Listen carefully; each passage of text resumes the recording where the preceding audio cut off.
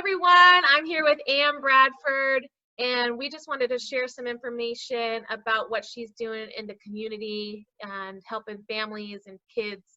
And so, just a cheers to you and what you're doing. Hey, hey. So tell everyone a little bit about you and your company and what you guys do. Yeah, so first off, thank you so much for having me. I'm really excited to be here and to share the work that I'm doing. My name is Am. Yeah, thank you. My name is Am. I'm a licensed independent clinical social worker, and I run a therapy practice with a dear colleague of mine and friend, Patricia Mahalo-Stevens, called Peace and Purpose. At Peace and Purpose, we offer mental health therapy for both adolescents and adults.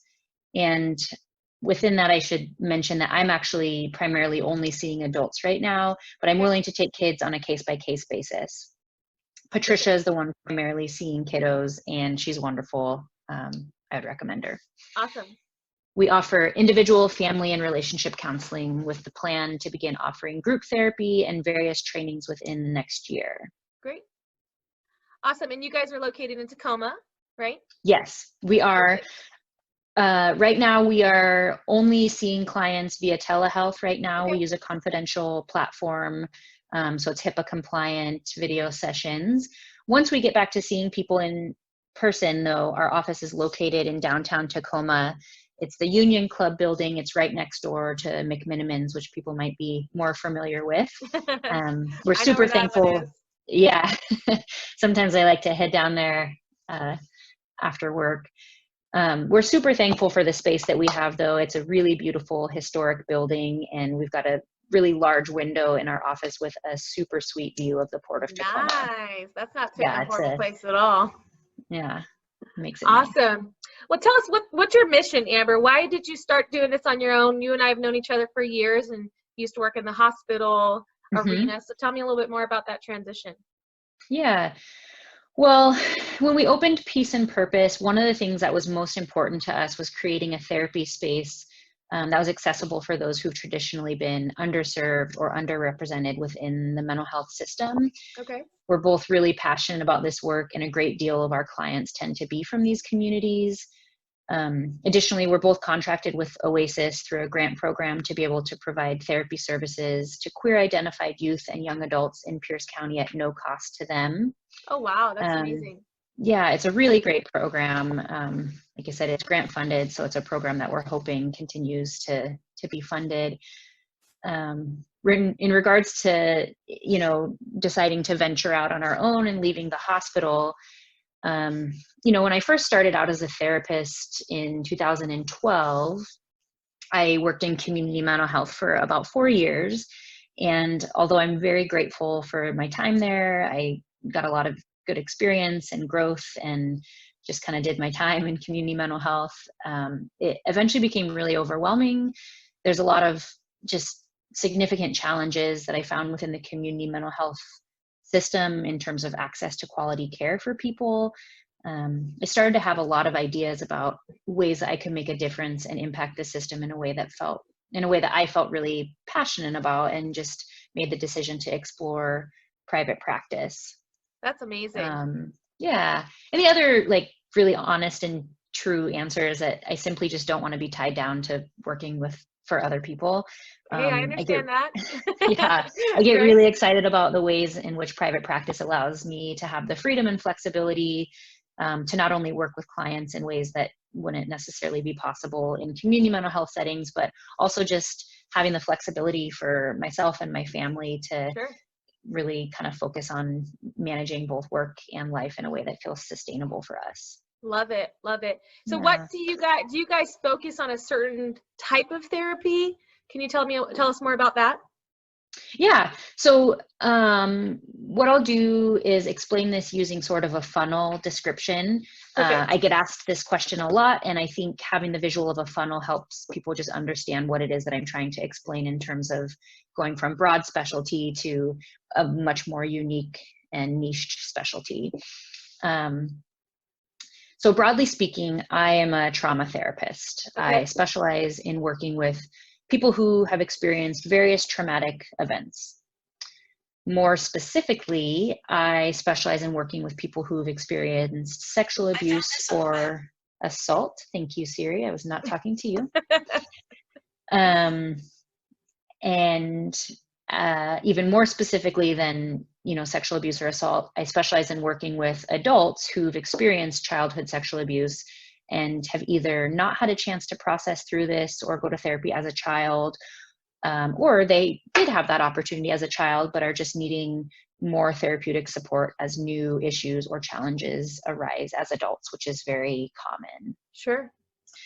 That sounds I'd tough. say, yeah, it is. I think I get that reaction often, and the way that I see it is like, I really, really, really believe that every person like has the thing that they're made for. You know, like I look at, honest to God, I look at teachers and I'm like, you literally could not pay me enough money to be a teacher. Yeah, I'm sure a lot of us feel that way right now, right? Yeah, absolutely. And so for me, like, this is just, I feel like my calling, it's what I'm good at, it's what I feel passionate about. And I feel really thankful and lucky and appreciative to just be a person that's able to sit with people in some of their darkest moments and Sure. most vulnerable moments. And maybe some of their better moments, right? To actually get it out there and talk about it for the first time sometimes, I imagine. Yeah, absolutely. Absolutely.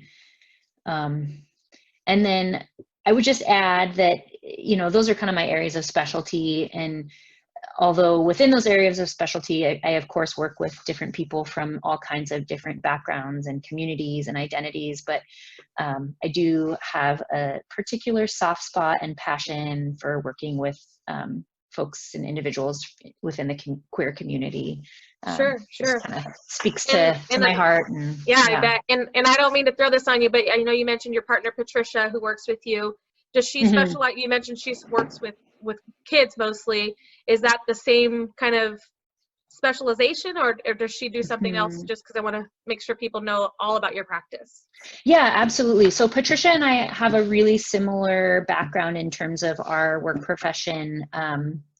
We actually worked together a couple of previous jobs. We've worked together, and like I said, she's just wonderful. So our kind of the trauma funnel that I explained to you is pretty similar for her. I think her unique niche is she is a Native American. She's an enrolled member of the Puyallup tribe. She is also Hawaiian, grew up in Hawaii, and so she really kind of can speak to, you know, that population and community in a way that I can't. So I think one of the, like I mentioned, we just both feel really passionate about having a safe space to provide really good therapy services for folks who are generally, again, underserved and underrepresented in the mental health system. And I think between the two of us, we hit a lot of that in terms of our niche.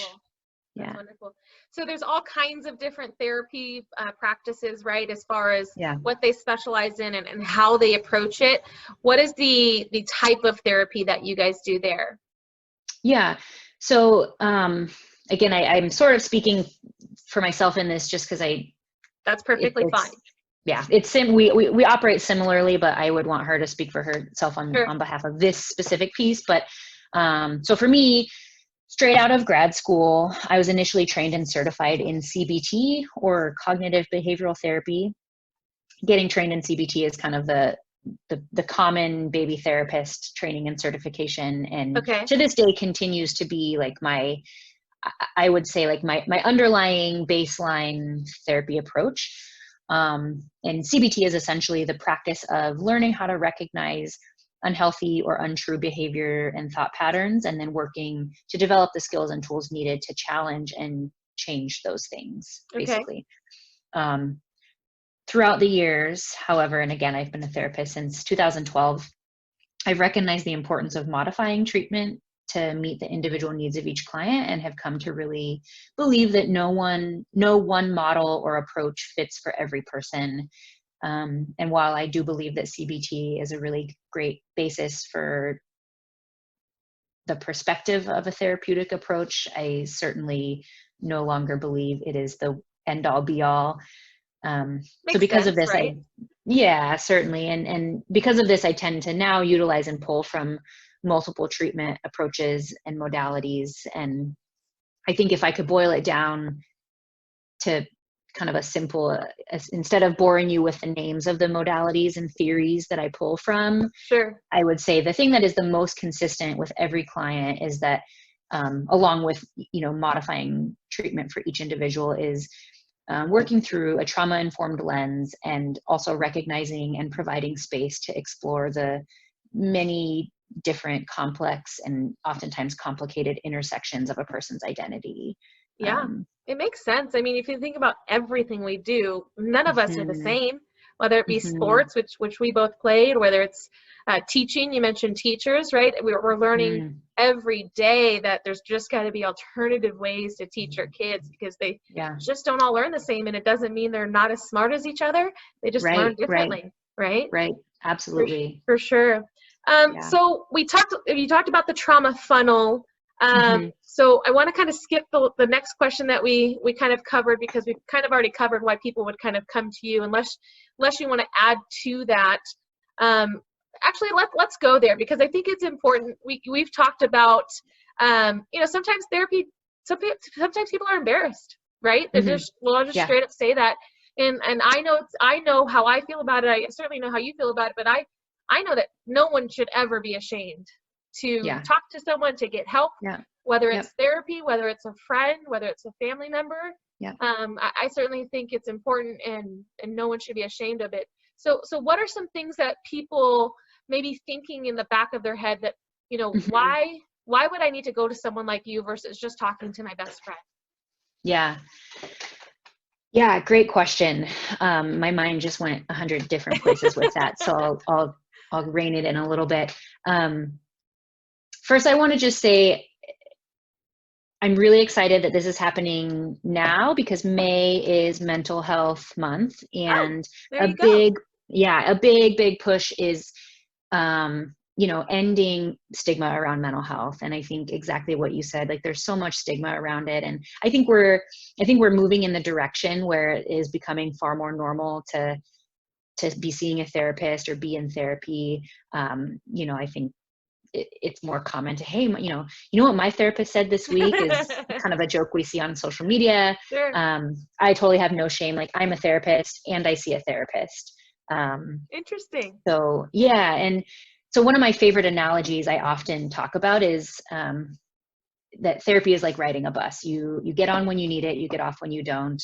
And what that might mean is a person might go to therapy once in their lifetime, or multiple times throughout their life, depending on their needs. Yeah. And I think a really big misconception is that, like, you go to therapy when you're in absolute complete crisis and your world is just, falling apart and you're not able to function, or, like, kind of these Yeah. really extreme cases. Um, I think it's really important to recognize too that the reasons that people come to therapy, A, they really, really vary, and B, it's across the board in terms of what would be considered kind of the stereotypical level of crisis, I guess, Yeah. I'd say. So people come when they feel, a lot of people choose to go to therapy when they feel ready ready to address, like, past or recent traumas, um, things like I kind of mentioned, dealing with just ongoing mental illnesses such as depression, anxiety, Sure. PTSD, things like that. But also just like life stressors, significant Life changes, is not loss in easy. life. Yeah. And I'd say that really, truly, therapy can be beneficial anytime someone's experiencing something that causes them significant distress, enough so that it feels particularly disruptive or impactful in their everyday life, and they could use some clinical support. And that's the biggest difference, is therapists are trained to be able to provide clinical perspective, intervention, and treatment, and come alongside clients and kind of really help them navigate, like, healing and change. Yeah. Um, Well, I think you and hit the nail on the obviously, head before, right? Where you just said you're researching through different, I mean, everyone's different, and mhm, what I'm getting from you is you're working with that individual client, and whatever the best process is for them to get through whatever that may be, that's what you're going to do. And what the key word Right. is, you're working alongside of them, not Right. telling them, you do this, you do that, and you'll be better. It's no, let's work together to get you to where you Yes. need to be. Absolutely. Absolutely. And that's such a key part of, empowering people to take control of their mental health is a big piece. And as a therapist, obviously I'm biased, but I jokingly and seriously tell people all the time that I really believe and think that every person should go to therapy at least once in their life, because everyone has like room in their life to be stretched and challenged and grown. And worst case scenario, you go one time and you're like, this is the worst, and you don't go back again. Right, exactly. But I'm Yeah, convinced that won't and I'd happen. also say that a lot of us probably have gone to therapy and just don't share. Yeah. I certainly have gone before, and I think it's not anything like we talked about before. There is a stigma Yeah. around it, and if we Yeah. all shared more often that we've gone, I think that stigma would really slowly go away, and people wouldn't be so afraid. Absolutely. Well, thank you so much for your time. Let's tell everyone how they can get in touch with you. Where do they find you? How do they make an appointment? When they make that appointment, tell us a little bit about that process so they can kind of know what they're getting into. Yeah, absolutely. So before I get into that, I'm going to add a couple of just quick little side things I'm working on. Oh, perfect. Yes. Yeah. So as a therapist, one of the things I get most excited about is the opportunity that I have to hold space with people to discuss and explore the intersections of mental health and the way that they relate to issues of diversity, equity, inclusion, and oppression. Perfect. I kind of mentioned that briefly earlier. Because of that, I recently started a blog called The A Word, in which I have been and will continue to write about issues related to these topics. I only recently started it, but I've got a lot of really cool projects and additions that I'm working on. And I'm just super excited to share them with the world and kind of explore what will come of this. But specifically, some of the things I'm working on are an ebook that I'm writing that explores what it means to be a queer Christian in a world that doesn't believe we exist, in my opinion. Awesome. Also, my wife, Jasmine, for any of you who don't know her, is a really great artist as well as an amazing person and wife. But she has a series of artwork that she's been working on related to specifically focusing on racial and social justice as well. And we will soon be offering on the website prints for sale or prints for purchases of her artwork. And is that on the blog site or your business site? Yes, so the blog site is where all of this, so the A Word is where any, obviously blog postings, ebooks, trainings, which we hope to be holding soon, or I hope to be holding soon, and any other fun thing I come up with will be on the A Word.